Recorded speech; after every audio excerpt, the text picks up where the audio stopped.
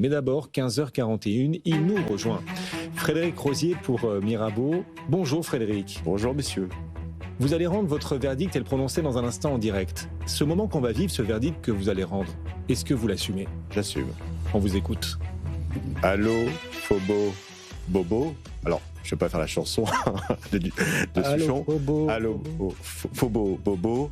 2026, l'année de la revanche. Des valeurs classiques, traditionnelles. Ah oui, 2026 sera l'année de la revanche de la vieille économie. De la vieille économie. Et allô, Phobo, Bobo, j'ai pas compris. Allô, Phobo, Bobo. Allô, Phobo, Bobo, qu'est-ce que c'est que ça ?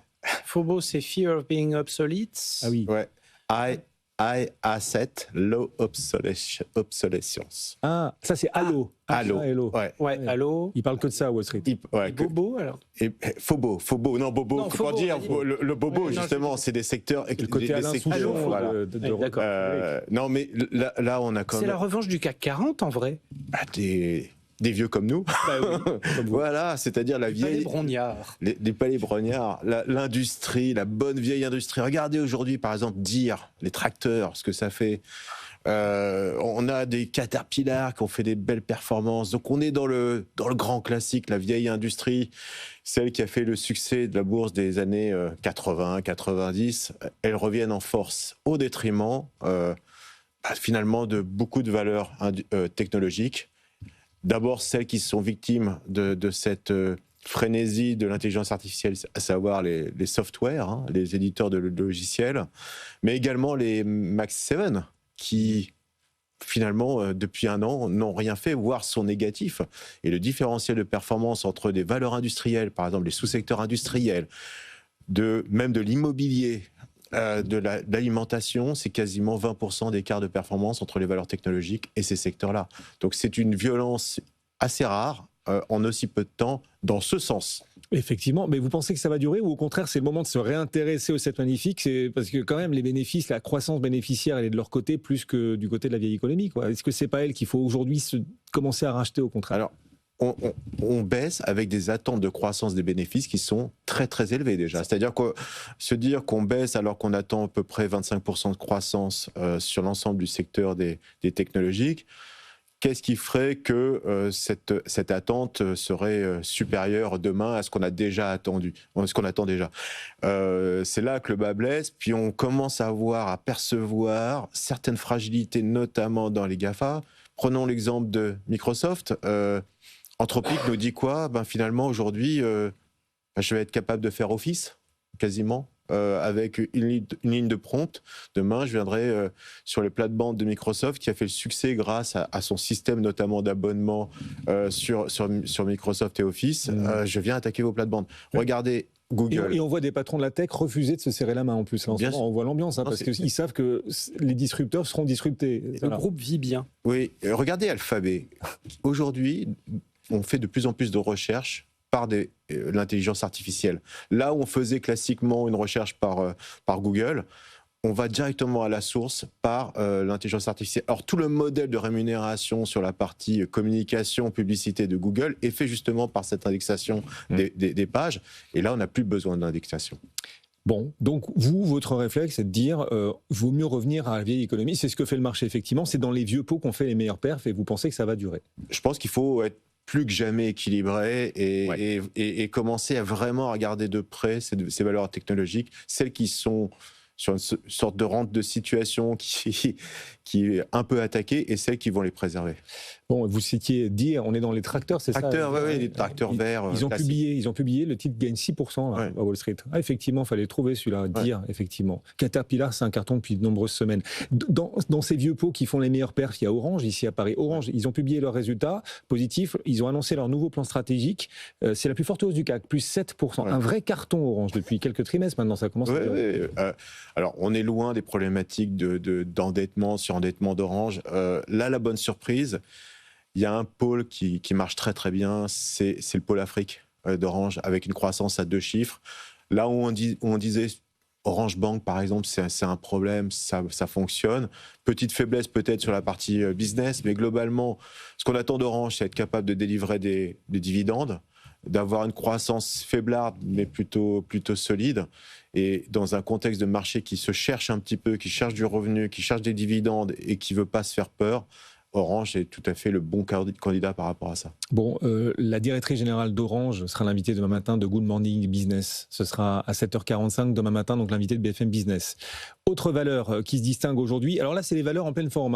Orange, on est en plein été là sur Orange, on est en plein été aussi pour Air France KLM, le titre gagne 9%. La bonne surprise aujourd'hui, on ne reconnaît plus Air France là. Tout est meilleur qu'attendu, un résultat d'exploitation de plus de 2 milliards d'euros, des perspectives sur les capacités revues à la hausse. Le patron Ben Smith, figurez-vous Frédéric, est sur BFM Business, le patron d'Air France KLM, il a répondu à nos questions tout à l'heure. La crise est-elle passée chez Air France KLM? Sa réponse au micro de Nathan Cocampo et vous rebondirez juste après. Non, pas 100% passé, mais merci. Oui, 2 milliards d'euros pour le groupe, c'est un record. Et Air France, bien sûr, c'est plus que 50% de ces résultats. Donc nous sommes satisfaits qu'on avance, on continue d'avancer sur notre stratégie pour atteindre 8% de marge. Ben Smith, donc extrait, vous en découvrirez et entendrez d'autres dans la suite de BFM Bourse. Résultat record, on le sent super serein pour la suite. Air France KLM, ça peut redevenir un vrai gagnant de la bourse ou pas? C'est compliqué. Je trouve d'ailleurs que les analystes ne partagent pas forcément l'enthousiasme du marché.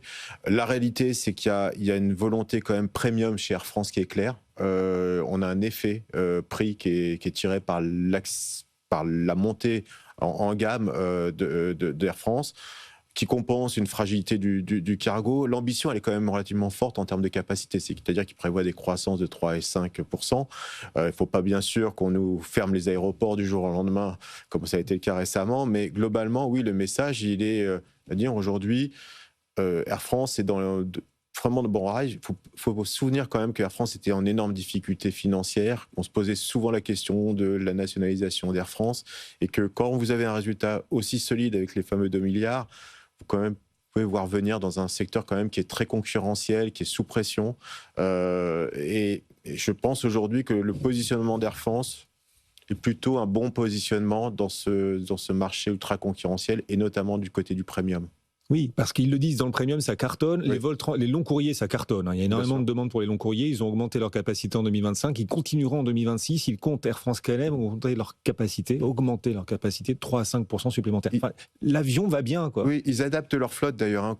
Ça ne vous a pas échappé que le hub, par exemple, de Roissy, aujourd'hui, est full Air France et qu'ils ont abandonné Orly, qu'ils ont laissé à Transavia, qui s'occupe plutôt maintenant, globalement, sur la partie européenne. Donc, il y a une segmentation de la clientèle et clairement Air France se focalise de plus en plus sur les lignes les plus rentables et notamment les longs courriers. Cette question, tiens, il nous écrit sur le Fidix BFM Bourse de Jean-François, à moins de 3 fois les bénéfices 2026, est-ce qu'Air France KLM peut faire le parcours de Société Générale cette année? Vous savez, l'an dernier, Société Générale a quasiment triplé. Est-ce qu'on peut imaginer que, vu la décote d'Air France, un scénario à la Société Générale s'offre à Air France KLM pour ça? On en reparle si le baril est à $100. C'est la question, on sait la fragilité là-dessus, même si les compagnies ont des achats en amont et savent protéger les hausses de carburant, mais on a quand même un agenda qui peut être très tendu à court terme, notamment vis-à-vis de l'Iran, et que l'impact sur le baril pourrait fragiliser de nouveau ces compagnies, sachant que, voilà, je répète, c'est des sociétés qui sont sensibles au prix du baril et on va regarder de près comment elles achètent ce baril en amont et protègent derrière leur... Parce que vous craignez, alors c'est vrai, les cours du pétrole remontent là, on craint qu'effectivement, au Moyen-Orient, ça dégénère en guerre ouverte entre les Américains et les Iraniens. Les Américains continuent d'envoyer pas mal de bâtiments autour de l'Iran, c'est pas pour faire joli, on imagine, même s'il y a des discussions en ce moment. Bon, vous craignez effectivement une hausse du baril, c'est un risque dont il faut retenir compte sur les marchés et dans nos choix de valeur pour la suite? On ne peut pas l'exclure. Donc, comme on ne peut pas l'exclure, on doit adapter ce positionnement. Donc, c'est un risque qui est présent. Alors, on vit avec ce risque depuis pas mal d'années maintenant, et ça s'est accéléré depuis quelques temps. Mais force est de constater, on n'a pas une croissance non plus extraordinaire, et on a quand même un baril qui se maintient sur des niveaux relativement élevés. Donc, il y a une prime de risque qui est aujourd'hui clairement dans le prix du pétrole. Air France KLM, donc plus 8%, ils vont augmenter leur capacité de 3 à 5% cette année, et même 10% chez Transavia, ils les avaient augmenté de 15% en 2025. Voilà. Oui, ils s'adaptent vraiment. Ils ont cette volonté clairement d'adresser et de concurrencer aujourd'hui les acteurs comme Ryanair, EasyJet en Europe par le low cost d'Air France qui est Transavia. Dans l'aéronautique, tout ne progresse pas aujourd'hui. Airbus, au contraire, déçoit, notamment sur ses prévisions de production d'avions. On va en reparler dans la suite de BFM Bourse. Airbus perd 5%. Et demain matin, Guillaume Faury, le patron d'Airbus, sera l'invité de BFM Business. Ce sera à 7h10. Antoine. Frédéric, parmi la noria de résultats qu'on a entre hier soir et aujourd'hui, on parle des ramettes. Enfin, c'est totalement fou. C'est une entreprise qui est au centre des problématiques de terres rares, de matières premières à destination de la haute technologie. Mais c'est une catastrophe, cette entreprise. C'est le numéro 1 mondial du manganèse que vous utilisez notamment pour l'acier. Du nickel aussi. Du nickel que vous avez également. Derrière, le zircon également qu'on utilise sur les revêtements. Donc c'est une entreprise indispensable sur plein de domaines et qui est leader, par exemple, sur le manganèse, qui est leader mondial. La réalité, c'est que la société a souffert d'une chose qui a été relativement forte, c'est la baisse significative du prix du manganèse l'année dernière. Et lorsqu'on regarde, ils utilisent une sorte de benchmark en fonction de l'allocation du capital de la société. Donc c'est un agrégat derrière entre le manganèse, le nickel, et ces prix-là sont plus bas qu'en 2020, c'est-à-dire plus bas qu'au moment du Covid. Donc évidemment, l'entreprise a souffert. Elle a souffert aussi de la faiblesse du dollar contre euro. Et donc d'urgence, quelque part, ils ont besoin de réallouer leur capital, refaire une revue d'actifs, et bien sûr augmenter ce capital de quasiment 500 millions. Et donc, de ce fait, le marché n'apprécie pas du tout cette dilution qui pourrait arriver prochainement. Et qui s'ajoute au problème de management quand même. Oui. Mais il y a de très beaux projets parce que, notamment dans le lithium, aujourd'hui, ils ont des très beaux projets et ça monte en charge. Donc, ils ont besoin quand même de ces capitaux pour pouvoir investir de plus en plus dans, finalement, ces matériaux et ces matières premières nécessaires à la transition énergétique.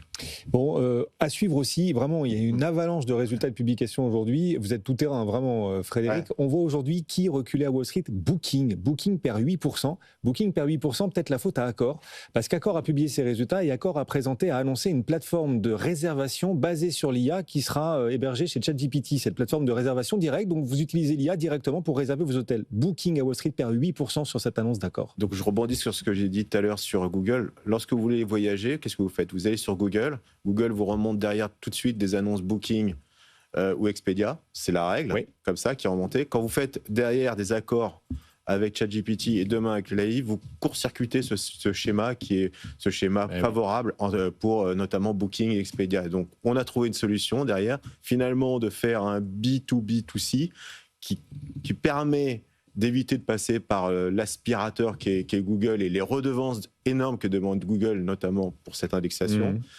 Donc oui, bien sûr, c'est une concurrence et je trouve que Accor a très très bien fait, les résultats sont intéressants et là, on va avoir quelque chose. Et pour l'avoir expérimenté, c'est très efficace. Vous tapez dans ChatGPT, je vais faire un circuit.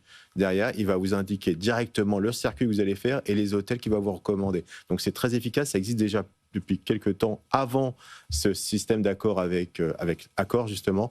Donc oui, je pense que beaucoup de gens vont l'utiliser. Bon, Accor recule quand même aujourd'hui, malgré tout. Mais c'est vrai que Booking est compliqué, là, la séance. Expedia, vous citiez Expedia, qui est aussi coté en bourse, perd 4% également. Ouais, c'est très dur. Accor perd 2,5%. Bon, le titre avait un peu progressé quand même récemment. Voilà, rien de plus. Ce soir, Alexandre Bompard, c'est une avalanche de patrons aussi, une pluie de patrons sur BFM Business. Alexandre Bompard, le patron de Carrefour, sera l'invité de BFM Business dans le 18-19 d'Edwige Chevrillon. Il sera là, à votre place d'ailleurs, Frédéric, dans 2 heures, Alexandre Bompard. Vous êtes Edwige Chevrillon, Frédéric. Oui, j'ai du boulot quand même. Non, vous y êtes presque là. Vraiment. D'accord, ok. Vous êtes face à lui. Quelle question vous vient à l'esprit ? La question qu'il faudra ce soir poser à Alexandre Bompard. Il y a 30 ans, Walmart, en 30 ans, Walmart a vu son cours multiplié par 20. Carrefour a vu son cours divisé par 4. Walmart, au plus haut historique, avec 18% maintenant du commerce qui est fait en digital. Carrefour, c'est 6%. Est-ce qu'il n'y a pas quelque chose qui a raté dans la stratégie de Carrefour, dans la digitalisation et finalement ce relais de croissance ? Pourquoi aujourd'hui on n'arrive pas à faire en France un modèle éprouvé d'Amazon et de Walmart qui avaient les mêmes problématiques que nous ? Est-ce que c'est le tissu urbain qui l'empêche ? Voilà, c'est une question. Alexandre Bompard répondra tout à l'heure. Donc le 18-19, il sera l'invité exceptionnel d'Edwige Chevrillon, le PDG de Carrefour. Carrefour qui aujourd'hui récupère 3%. Merci Frédéric d'être passé nous voir, d'avoir joué le jeu.